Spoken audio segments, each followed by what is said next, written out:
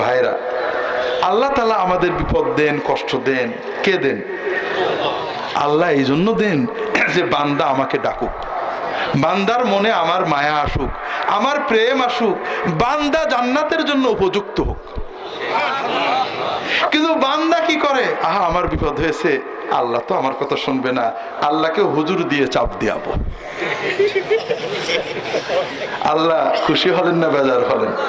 বেজার হলেন। কোন মায়ের সন্তান যদি দুধের প্রয়োজন হলে, পানির প্রয়োজন হলে, বাথরুমের প্রয়োজন হলে সরাসরি মাকে না বলে দাদিকে, খালাকে বলে, ওই সন্তান কিন্তু মায়ের মাতৃত্বকে অপমান করে। ঠিক যেমনই যখন বান্দা কোনো কিছুর দরকার হয়, আল্লাহকে না চেয়ে, আল্লাহর কাছে না চেয়ে, আল্লাহকে না ডেকে আর কারোর কাছে যায়, ও আল্লাহর রুবুবিয়তকে অপমান করে। আমি দোয়া শিখতে পীরের কাছে যাব, ওজিফা শিখতে মাওলানা সাহেবের কাছে যাব, আমল শিখতে হুজুরের কাছে যাব, কিন্তু যা চাওয়ার কার কাছে যাব? আল্লাহ। আল্লাহ তাই চান। ভাইরা, ইউনূস আলাইহিস সালাম মাছের পেটে পড়ে গেছিলেন, তাই না ভাই? তিনি যখন মাছে গিলে ফেললো, তিনি কি বললেন? লা ইলাহা ইল্লা আনতা সুবহানাকা ইন্নী কুনতু মিনাজ জালিমিন। লা ইলাহা ইল্লা আনতা, আল্লাহ তুমি ছাড়া কোনো মাবুদ নেই, আমাকে বিপদ থেকে তরানোর মতো কেউ নেই, আল্লাহ তুমি মহা পবিত্র, আমি অন্যায় করে ফেলেছি। তার মানে কি? ইউনূস আলাইহিস সালাম বুঝেছেন আমার এই ভুলের কারণেই বিপদটা আসছে, ঠিক না ভাই? আমরাও বুঝি যে আমাদের গুনার কারণেই বিপদ আসে, বোঝেন না? বোঝেন না? বোঝেন না?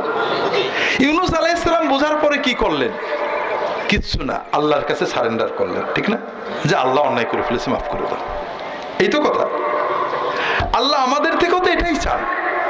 তোমার পেট ব্যথা করছে, অসুখ হয়েছে, বিপদে পড়ে গেছো, আল্লাহ কেন দেন? আল্লাহ কোরআনে বলেছেন, আজকে অত বলার সময় নেই, শুধু এই জন্য যে বান্দা যেন আল্লাহর কাছে হাতটা পাতে, আল্লাহ খুশি হন, বান্দার কালবে আল্লাহর জিকির আসে, বান্দা জান্নাতের জন্য প্রস্তুত হয়। কিন্তু বড় দুর্ভাগ্য যে বান্দা আল্লাহকে না ডেকে অন্যদিকে দৌড়ায়। বাংলাদেশের মানুষ বলে নিজের ভালো পাগলও বোঝে, বলে না? আপনাদের দেশে বলে ভাই, কিন্তু আমার তো একটা বিপরীত ধারণা আছে যে নিজের ভালো বাঙালি বোঝে না। আপনার খিদে লেগেছে, ঘরে মা আছে, আপনি মার কাছে খিদের কথা না বলে জামাটা পরে, পায়জামাটা পরে ওই 5 মাইল দূরে শাশুড়ির কাছে চলে গেলেন, অথবা খালার কাছে চলে গেলেন। আপনি বোকা না বুদ্ধিমান? কার কাছে চাওয়া দরকার ছিল ভাই? মার সে তো আপন কেউ নেই। আল্লাহ আমাদের কোরআন কারীমে বললেন, ওয়াইযা সাআলাকা ইবাদি আন্নী ফাইন্নী করিবুন উজিবু দাওয়াতাদ দাঈ ইযা দাআন। যখন আমার বান্দারা আপনার কাছে আমার কথা জিজ্ঞাসা করে, আমি উত্তর দিয়ে দিচ্ছি, আমি আমার বান্দার কাছেই আছি। বান্দা যেখানে যখন যেভাবে আমাকে ডাক দেবে, আমি সঙ্গে সঙ্গে সাড়া দেব। আল্লাহ আপনার কাছে আছেন, আল্লাহ আপনি ডাকলে সাড়া দেবেন, আল্লাহ ওয়াদা করেছেন। আর আপনি জামাটা পরে, পাঞ্জাবি গায়ে দিয়ে 10 কিলো, 50 কিলো, 100 কিলো দূরে হুজুরের কাছে চলে গেলেন। আপনি বুদ্ধিমান না বোকা? আপনি বোকা।